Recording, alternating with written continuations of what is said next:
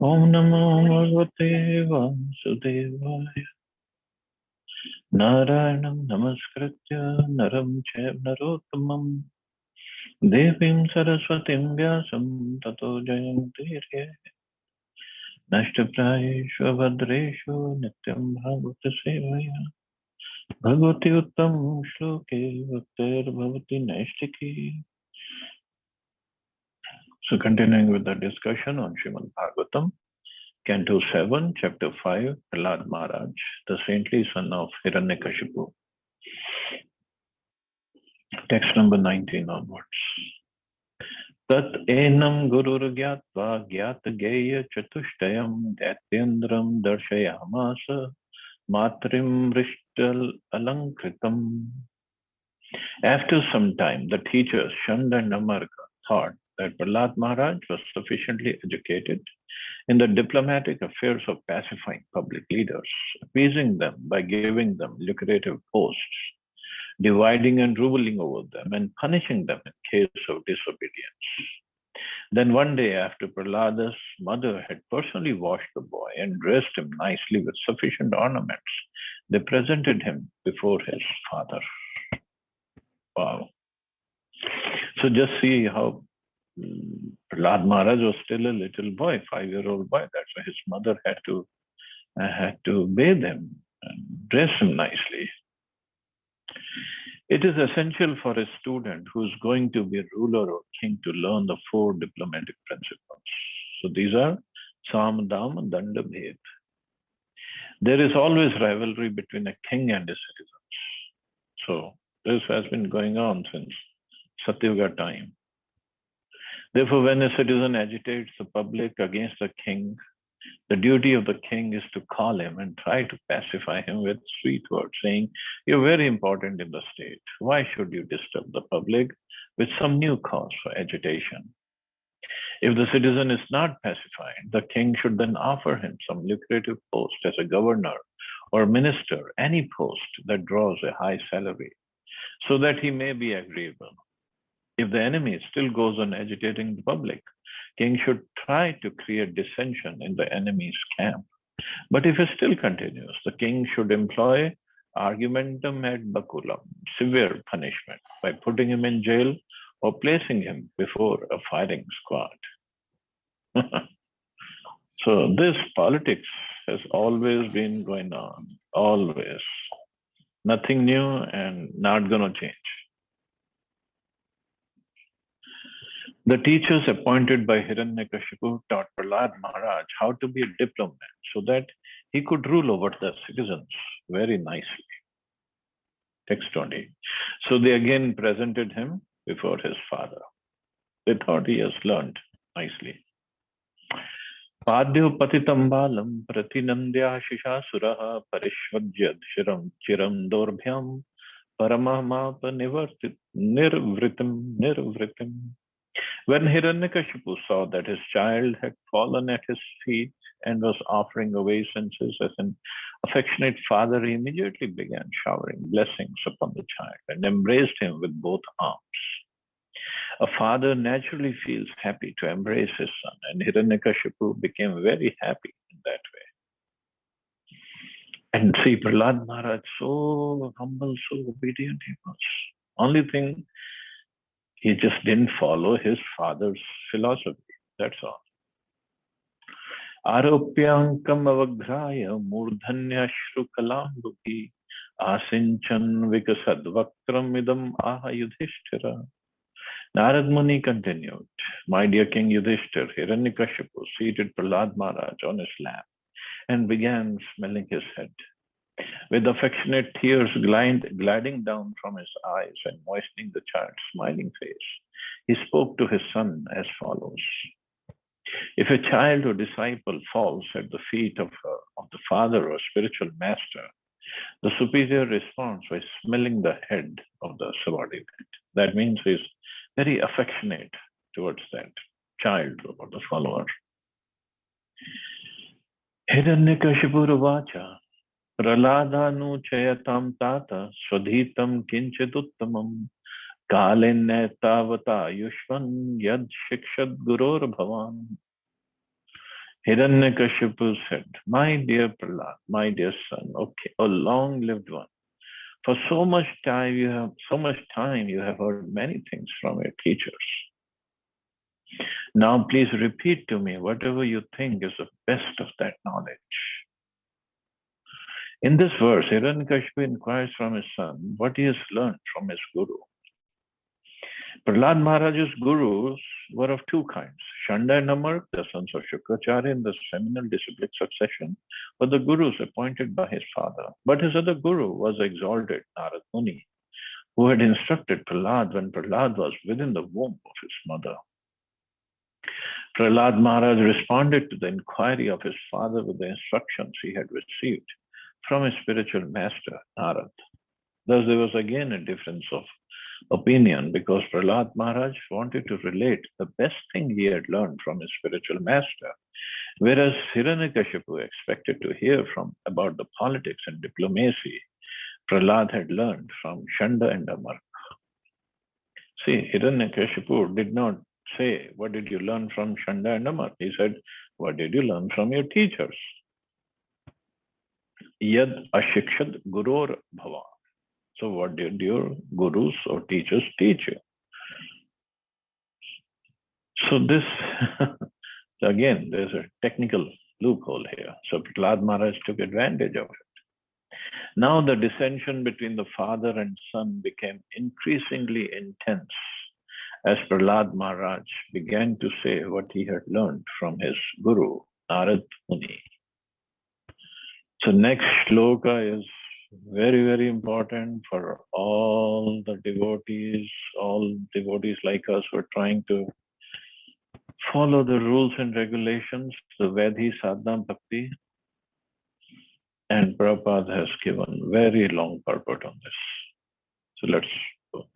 Text 23-24. Shri Prahlad Vacha. Shravanam Kirtanam Vishnu Smaranam Pada Sevanam Archanam Vandanam Dasyam Sakhyam Atma Nivedanam Iti Punsarpita Vishnu Bhaktischeva Chennav Lakshana Kriyet Bhagavati Yadha Tanmanye Aditam Uttamam. So Prahlad Maharaj said, hearing and chanting about the transcendental holy name, form, qualities, paraphernalia, and pastimes of Lord Vishnu, remembering them, serving the lotus feet of the Lord, offering the Lord respectful worship with 16 types of paraphernalia, and offering prayers to the Lord, becoming his servant, considering the Lord one's best friend, and surrendering everything unto him. In other words, serving him with the body, mind, and words. These 9 processes are accepted as pure devotion service. One who has dedicated his life to the service of Krishna through these 9 methods should be understood to be the most learned person, for he has acquired complete knowledge. So obviously, Hiranyakashipu wasn't expecting this answer. Just like when we used to have this Viva Voce exam in our schools, so theory is there, then some teacher would come and ask us questions. Suppose he's asking questions on chemistry and we start speaking about Krishna consciousness philosophy. So how many numbers we would get? Nothing. But here, it's a different story. Not only Prahlad Maharaj will not get any numbers, but he'll get punished. So Prabhupada writes, when Prahlad Maharaj was asked by his father to say something from whatever he had learned, he considered that what he had learned from his spiritual master was the best of all teachings, whereas what he had learned about diplomacy from his material teachers, Shanda and Amarka, was useless. And his father asked him, what's the best thing that you learned? So bhakti vareshanu bhava viraktir anyatracha. This is a symptom of pure devotional service. A pure devotee is interested only in devotional service, not in material affairs. To execute devotional service, one should always engage in hearing and chanting about Krishna or Lord Vishnu. The process of temple worship is called archana. How to perform Archana will be explained here. One should have complete faith in the words of Krishna, who says that he is a great well-wishing friend of everyone. Suhridam Sarva Bhutana. A devotee considers Krishna the only friend. This is called Sakyam, Punsarvita Vishnu. The word Punsa means by all living entities. There are no distinctions permitting only a man or only a Brahman to offer devotion service to the Lord. Everyone can do so. As confirmed in Bhagavad Gita 932, Istriyo Vaishyas Tata Shudras. So everybody can become devotee and return home back to Godhead. So this is what Prahlad Maharaj answered to his father, that adopting any of these 9 processes of devotional service, this is the best teaching. This is the best thing I have learned. So one should dedicate one's life to Krishna through these 9 methods. And Prabhupada says in the opening paragraph that devotional service beginning with Shravanam, Kirtanam, Vishnu. And in this also, Prabhupada, in one lecture, he quoted this verse many, many times. Shravanam, Kirtanam, Vishnu. He said the Vishnu, Kirtan should be for Vishnu. And he said in Calcutta, there are traditions of doing Kali Kirtan. He said there is no such thing as Kali Kirtan. So Kirtan has to be of Vishnu. This is what the scriptures say. So everything has to be related to Vishnu. That is pure devotion service. And there are 9 different ways of performing devotion service. And anybody can do that. There is no limitation that only a Hindu or only a Brahman can do it. Anybody and everybody can do it. After performing sacrifices, sometimes a person engaged in fruitive activity customarily offers the results to Vishnu. But here it is said, Bhagavati Adha. One must directly offer everything to Vishnu. This is called sannyas, not merely nyas.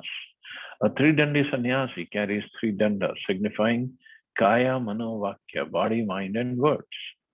All of these should be offered to Vishnu, and then one can begin devotion service. Fruitive workers first perform some pious activities and then formally or officially offer the results to Vishnu. The real devotee, however, first offers his surrender to Krishna with his body, mind, and words, and then uses his body, mind, and words for the service of Krishna as Krishna desires. So this is pure devotional service. Srila Bhaktisiddhanta Saraswati Thakur gives the following explanation in his Tathya. The word Shravan refers to giving oral reception to the holy name and descriptions of the Lord's form, qualities, entourage, and pastimes, as explained in Srimad Bhagavatam, Bhagavad Gita, and similar authorized scriptures. After orally receiving such messages, one should memorize these vibrations and repeat them, which is Kirtan. Smaranam means trying to understand more and more about the Supreme Lord, and Padsevanam means engaging oneself in serving the lotus feet of the Lord according to the time and circumstances. Archanam means worshipping Lord Vishnu as one does in the temple, and Vandanam means offering respectful obeisances. Manmana bhav madbhakto. Vandanam means namaskuru, offering obeisances or offering prayers. Thinking oneself to be Nitya Krishna Das, everlastingly a servant of Krishna, is called Dasyam. And Sakyam means being a well-wisher of Krishna. Krishna wants everyone to surrender unto him because everyone is constitutionally his servant. Therefore, as a sincere friend of Krishna, one should preach this philosophy, requesting everyone to surrender unto Krishna. Atmanivedana means offering Krishna everything, including one's body, mind, and intelligence, and whatever one may possess. So this is in very summary. Srila Bhaktisiddhanta Saraswati Thakur has given the meaning of these 9 processes. So Prabhupada further says, one sincere effort endeavor to perform these 9 processes of devotional service is technically called bhakti. So this is bhakti. There's no that bhakti is something else. No, this is bhakti. But doing it with more love, devotion, sincerity, with favorable attitude towards Krishna, that's how we make progress in bhakti. The word adha means directly. One should not be like karmis who perform pious activities and then formally offer the results to Krishna. That is karma kand. One should not aspire for the results of his pious activities, but should dedicate oneself fully and then act piously. In other words, one should act for the satisfaction of Lord Vishnu, not for the satisfaction of his own senses. That is the meaning of the word adha, directly. And this is what bhakti is, as Prabhupada quotes Chaitanya Charitamrita, in which this verse has been quoted by Rupa Goswami in Nectar of Devotion. One should render transcendental loving service to the Supreme Lord Krishna favorably and without desire for material profit or gain through fruitive activities or philosophical speculation. That is called pure devotional service. One should simply satisfy Krishna without being influenced by fruitive knowledge or fruitive activity. So this is devotional service, and this is the best knowledge that Prahlad Maharaj said I have received from my spiritual master. The Gopal Tapani Upanishad says that the word bhakti means engagement in the devotional service of the Supreme Personality of Godhead, not of anyone else. This Upanishad describes that bhakti is the offering of devotional service unto the Supreme Personality of Godhead. To perform devotional service, one should be relieved of the bodily conception of life and aspirations to be happy through elevation to the higher planetary systems. In other words, work performed simply for the satisfaction of the Supreme Lord, without any desire for material benefits, is called bhakti.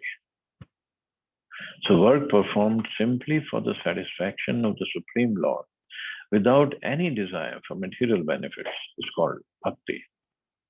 Bhakti is also called nishkarma, or freedom from the results of fruitive activity.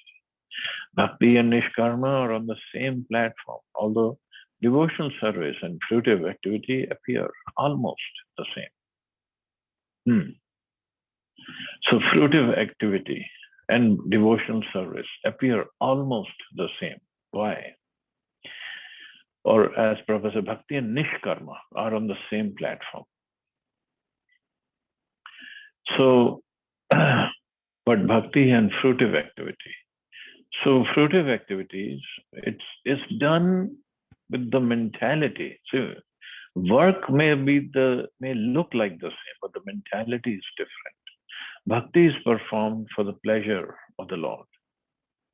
Fruitive activity is performed for the pleasure of the performer. It doesn't mean in bhakti the performer will not get the pleasure. He will get more pleasure actually than a karmi would. Because bhakti is performed on a nishkam level, or even beyond actually.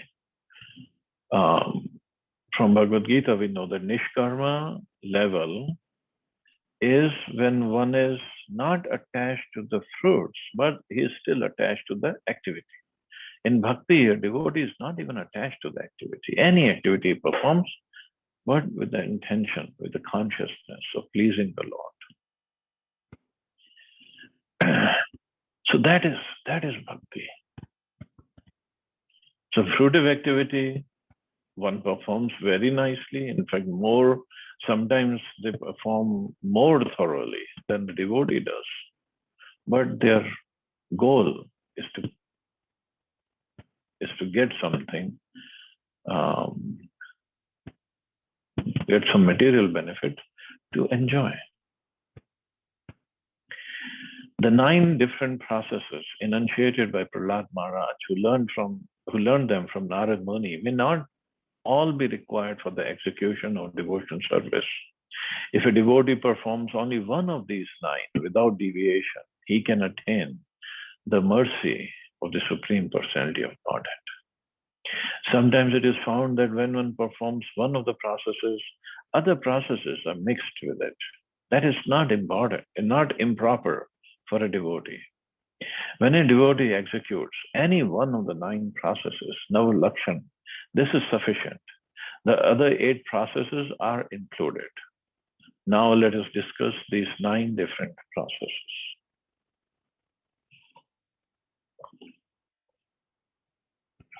So Prabhupada now gives purport on all the 9 different processes.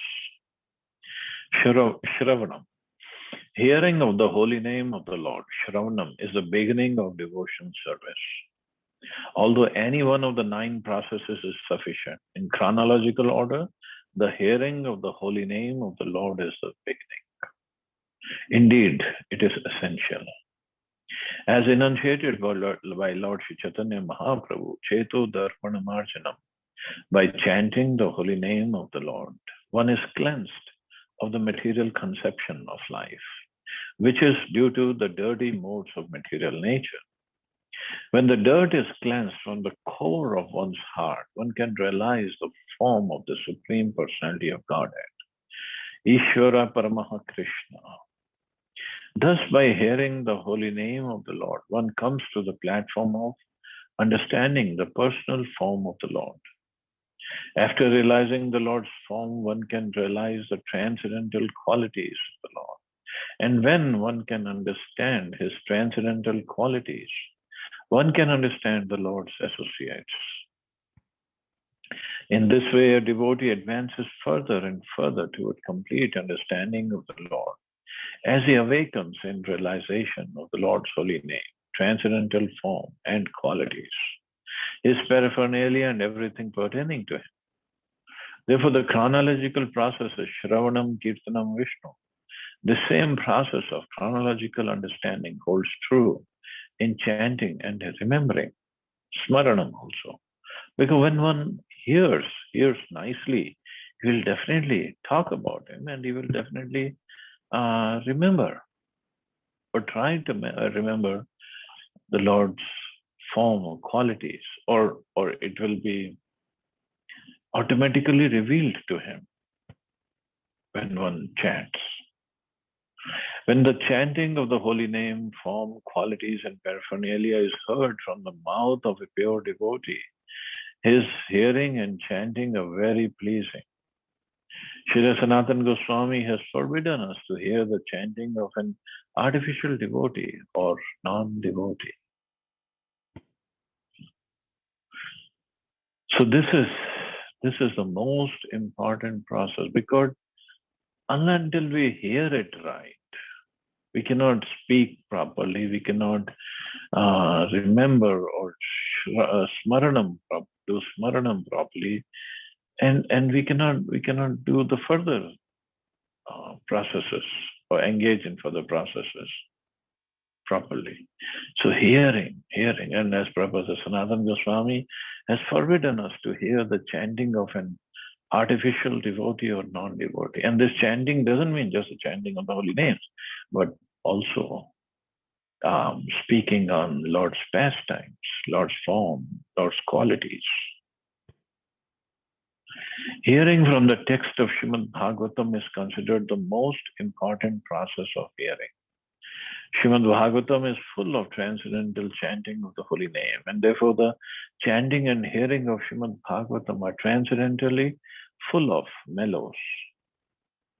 The transcendental holy name of the Lord may be heard and chanted accordingly to the attraction of the devotee. One may chant the holy name of Lord Krishna, or one may chant the holy name of Lord Ram or Nrsimhadev. The Lord has innumerable forms and names, and devotees may meditate upon a particular form and chant the holy name according to his attraction. The best course is to hear of the holy name, form, and so on from a pure devotee of the same standard as oneself. And technically, the same standard as oneself is called Swajatiya. Svajatiya means belonging to the same group of devotees. In other words, one who is attached to Krishna should chant and hear from other pure devotees who are also attached to Lord Krishna. The same principle applies for devotees attracted by Lord Ram, Lord Narasimha, and other forms of the Lord. Because Krishna is the ultimate form of the Lord, Krishna Stu Bhagavan Swayam, it is best to hear about Lord Krishna's name, form, and pastimes from a realized devotee who is particularly attracted by the form of Lord Krishna. So, if we want to hear about Krishna, we just hear from a realized devotee who is particularly attracted or attached to the form of Lord Krishna. Now, somebody might say, then why in ISKCON we only stress on Krishna? Actually, in the Mahamantra, Lord Ram's name is also there, and that name of Ram depends upon the devotee. For devotees of Ram, it could be Lord Ramchandra. For devotees of Krishna, this could be Radharaman. There are 5 Rams: Ramchandra, Radharaman, Nityanand Ram, Balaram, and Parashuram. So this Ram could mean any Ram. But yes, in ISKCON, because we follow Gaudiya Vaishnava Parampara and Chaitanya Mahaprabhu has given us this mantra, Mahamantra, and then we follow that. So anybody who follows this, right now we are in so much in the beginning stages of Vaidhi Sadhana Bhakti. We're trying to clear the dust and the mirror of the heart. And once the dust is cleared, then we can see definitely or Krishna or Ram or whoever the Ishtadev is, he will reveal to us where is our connection. Right now we are in the cleansing stage. So we follow whatever Mahaprabhu has given, and then later on he will reveal whatever is in our heart.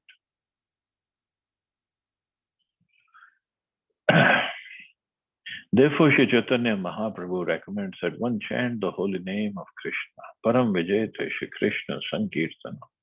If one is fortunate enough to hear from the mouth of a realized devotee, he is very easily successful on the path of devotion service. Therefore, hearing of the holy name, form, and qualities of the Lord is essential. In Srimad Bhagavatam, there is this verse, Sarvag Sargo Janataga Viplavo. Verses describing the name, form, and qualities of Anantadev, the unlimited Supreme Lord, are able to vanquish all the sinful reactions of the entire world. Therefore, even if such verses are improperly composed, devotees hear them, describe them, and accept them as bona fide and authorized. In this connection, Sridhar Swami has remarked that a pure devotee takes advantage of another pure devotee by trying to hear from him about the holy name, form, and qualities of the Lord. If there is no such opportunity, he alone chants and hears the Lord's holy name. So this hearing has to go on properly. And regarding coming back to the being a devotee of Krishna or Ram, there are many incidents. Like in Mahaprabhu's Leela, there was a devotee named Murari Gupta.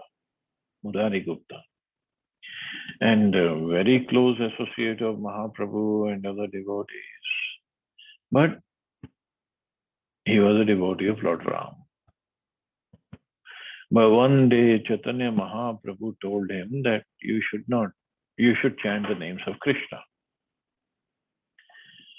And that was in the evening, and Mahaprabhu told him, and Mahaprabhu came back to his house.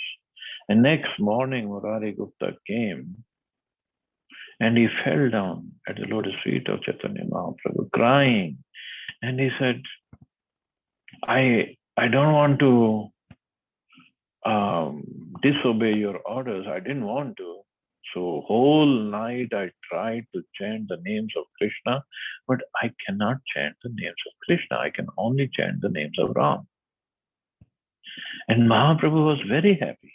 Mahaprabhu embraced him, picked him up, embraced him. He said, actually, this is so because you are a devotee of Lord Ram. You are actually Hanuman. And Murari Gupta then he then looked back and he saw his tail. He was actually Hanuman who was come to serve Mahaprabhu in his pastimes as Murari Gupta. So one who has in his heart, and Mahaprabhu said there is no difference. You be the devotee of Lord Ram, and then Mahaprabhu, and actually he wrote on his forehead that actually you are Ram Das. So on his forehead he wrote with his hand, Ram Das. So of course for Hanumanji he is eternal servant of Lord Ram.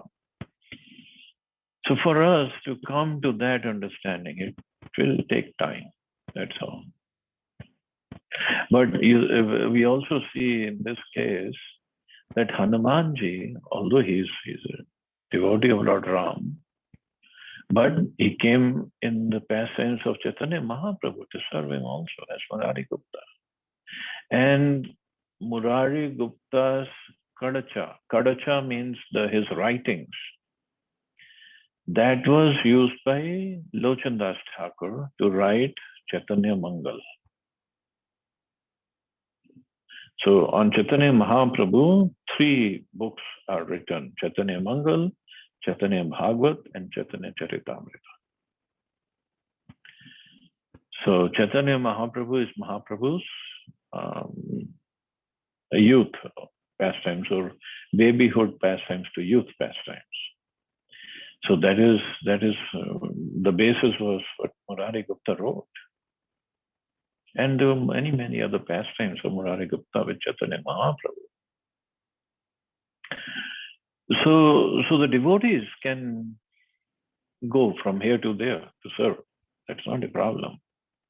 But in the inner heart, they have just one particular relationship.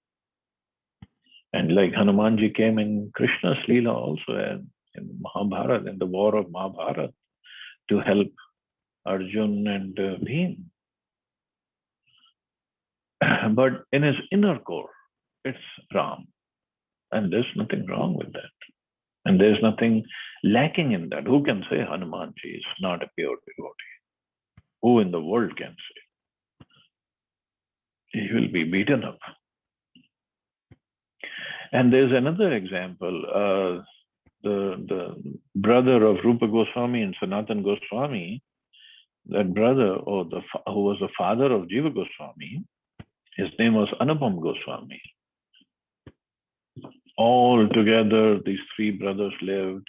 And then when Sanatan Goswami was in the jail and Rupa Goswami left the host of Nawab Hussain Shah, so they both, Anupam and Rupa Goswami, they went to Vrindavan. And in fact, before he left, in Ramkeli, when they were living, both Rupa and Sanatan Goswami asked him to chant the names of Krishna.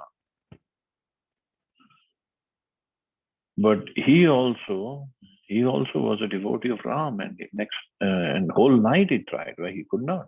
Next morning he came, he said, no, I can only chant the names of Ram. And the brothers were very happy, Rupa and Sanatan Goswami, that you are fixed, you're determined. So there's nothing wrong.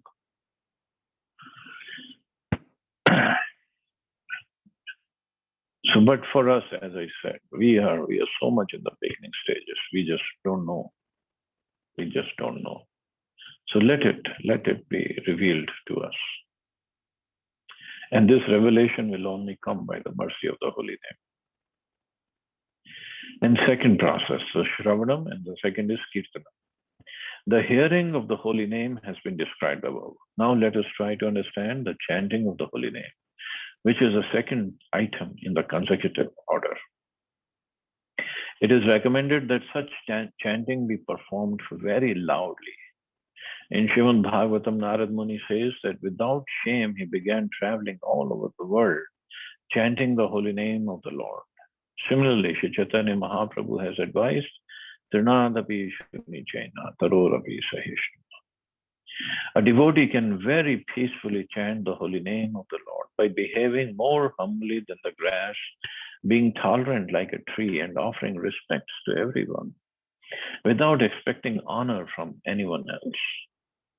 Such qualifications make it easier to chant the holy name of the Lord.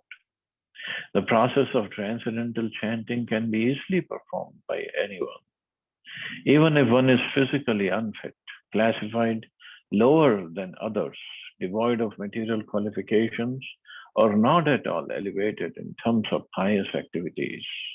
The chanting of the holy name is beneficial. Even if one is physically unfit, classified lower than the others, devoid of material qualifications, or not at all elevated in terms of pious activities, means he's a very sinful person and doesn't have any material qualifications, no education, no money, no good, no highly qualified family that he belongs to, or he has, or he knows, or he has some good, highly positioned friends. Nothing. Physically unfit. And classified lower than others in any way and every way, the chanting of the holy name is beneficial.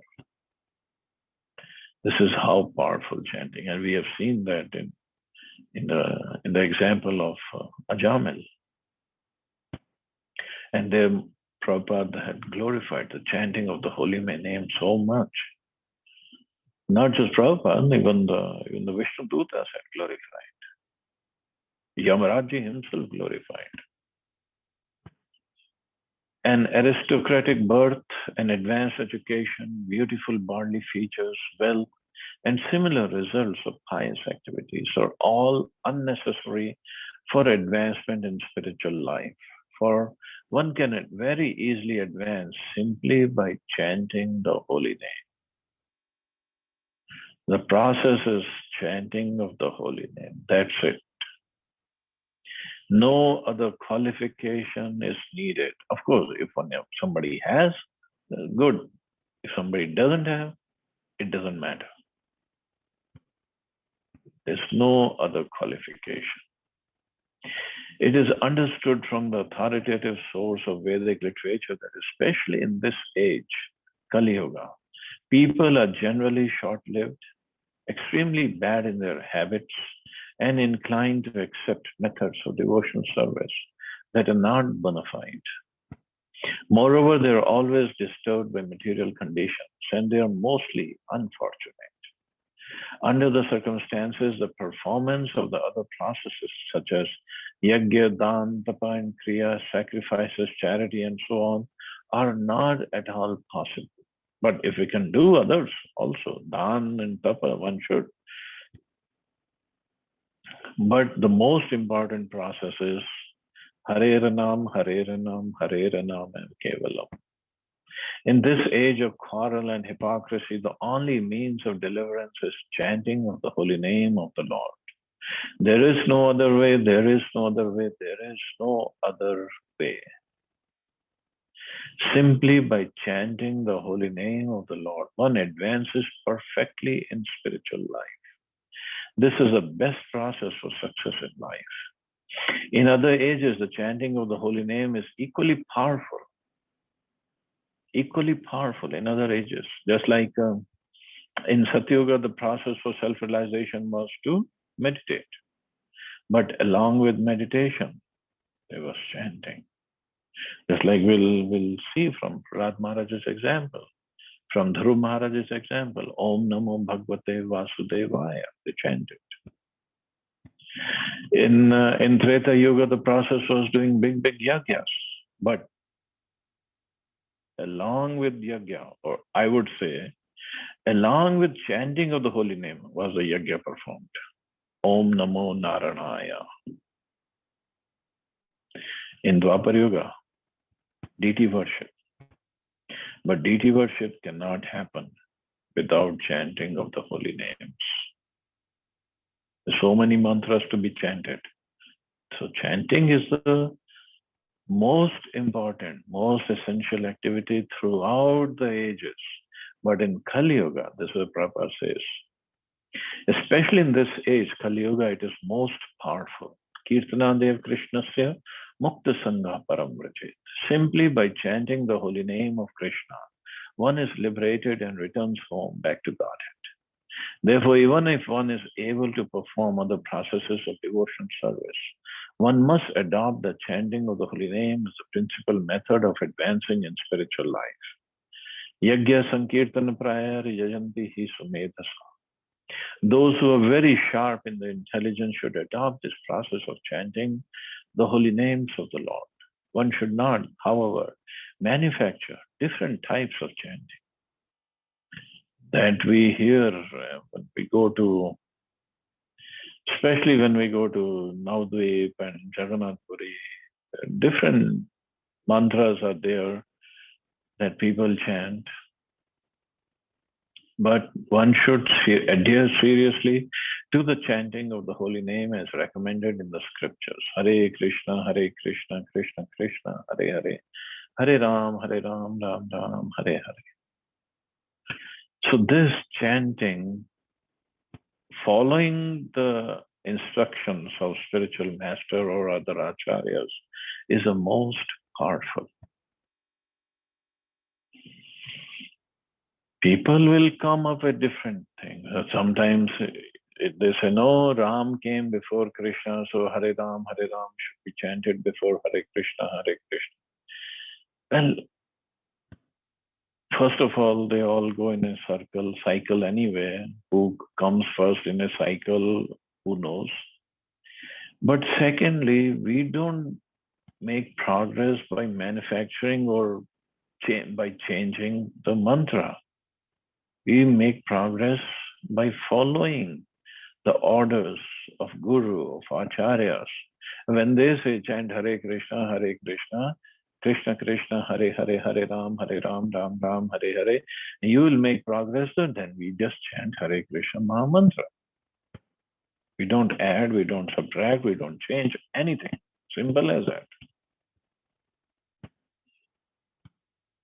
But people want to add their own intelligence or puny little intelligence and want to make changes. And that's where they make the mistakes.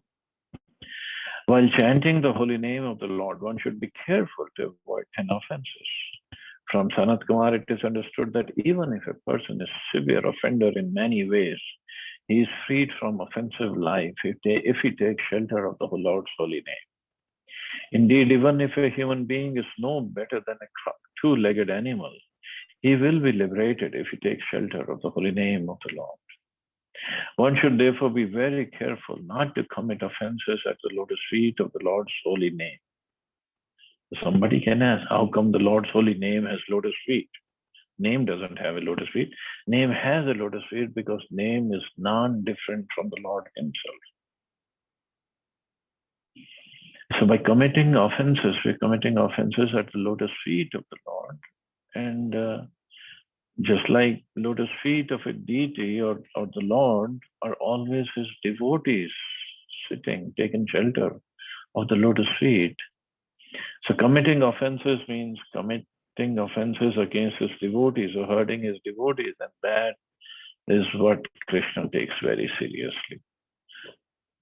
The offenses are described as follows.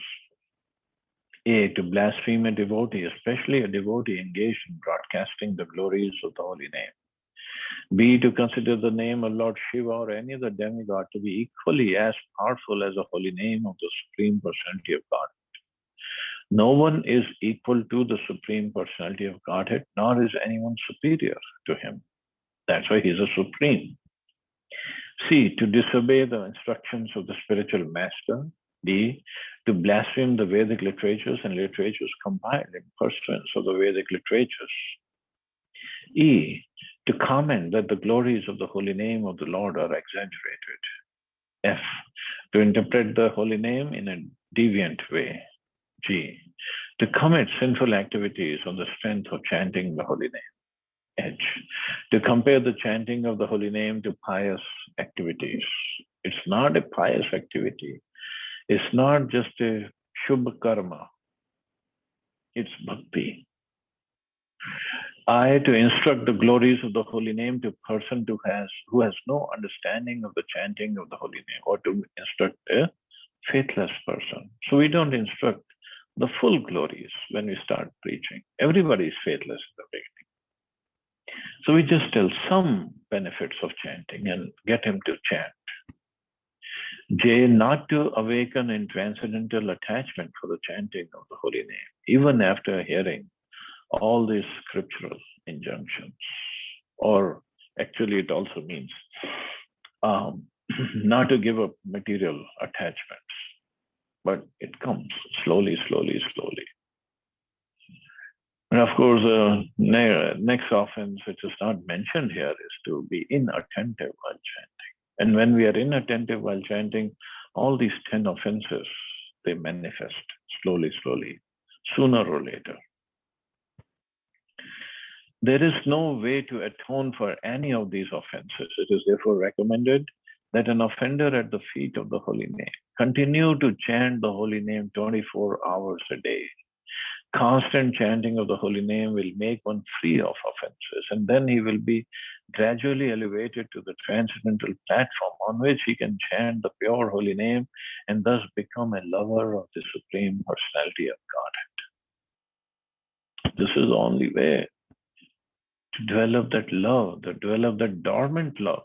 It's dormant in everybody's heart. To bring it forth, chanting is the only way.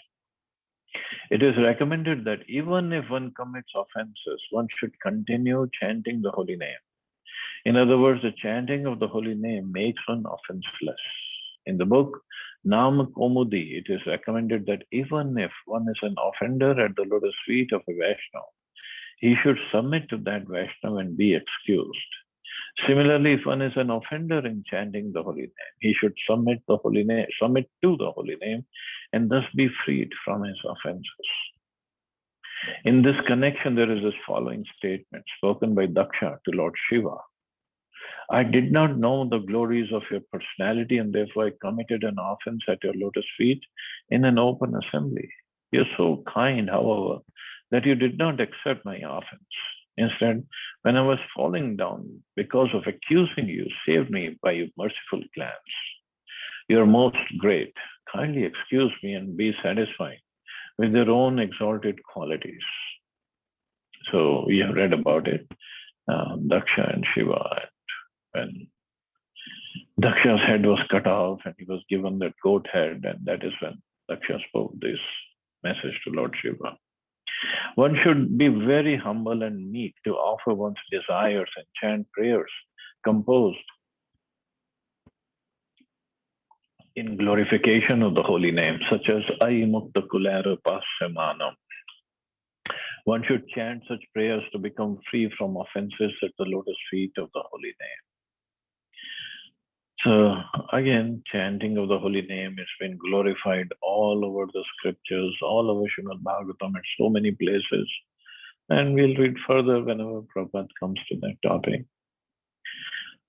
So anyway, we'll stop here and we'll take up from Smaranam tomorrow and other processes. As I said, Prabhupada gives some description on all the 9 processes. He has written a long purport on this verse. Very, very important verse. And just to prepare everybody, I know Radha Prabhu had already sent a message for Nirjala Ekadashi. So there won't be any class on Monday or Tuesday. So Monday, you all will be chanting, and my time will be different on Monday and Tuesday. So we'll all be chanting, trying to follow this instruction of Prabhupada on chanting of the holy name. the most important activity in the life of a devotee, most important, is chanting.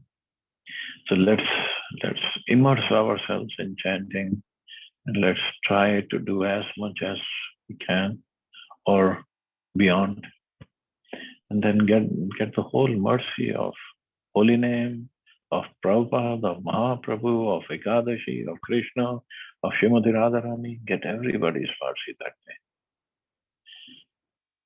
Okay, so we'll stop here. See anybody has any questions or comments.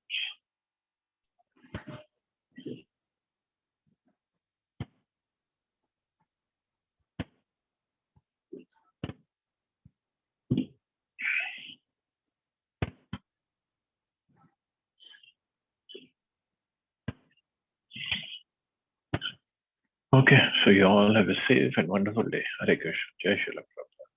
Hare Krishna. Jai Shri Krishna.